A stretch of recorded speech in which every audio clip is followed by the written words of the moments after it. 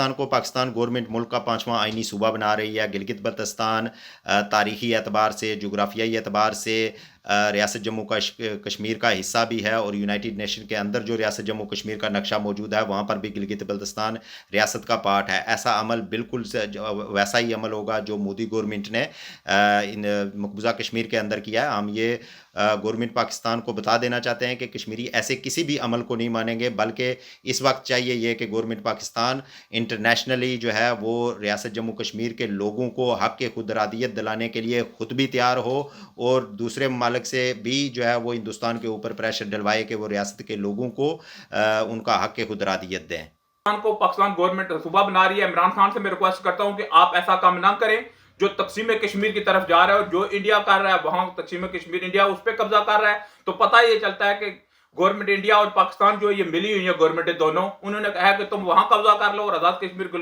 पे हम कब्जा कर लेते हैं। मैं समझता हूं कि ये तकसीम कश्मीर हो जाएगा, जो हमारी कुर्बानी है वो सारी ज़या हो जाएगी।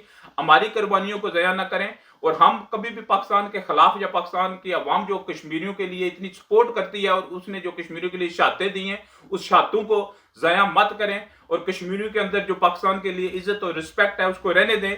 और गवर्नमेंट जो सबसे ज्यादा मैं रिक्वेस्ट करता हूँ यूके की कश्मीरी कम्युनिटी से कि आप लोग तैयार हो जाएं। आप लोग सबसे ज्यादा बड़ी रुकावट बन सकते हैं जो तकसीम कश्मीर है, जो पाकिस्तान को सूबा बना रहा है, इसके लिए सबसे बड़ी रुकावट अगर आप बन सकते हैं तो हम यूके के कश्मीरी इकट्ठे हो जाएं और आज़ादी के लिए, और पाकिस्तान को कहें कि आप सूबा नहीं बना रहे।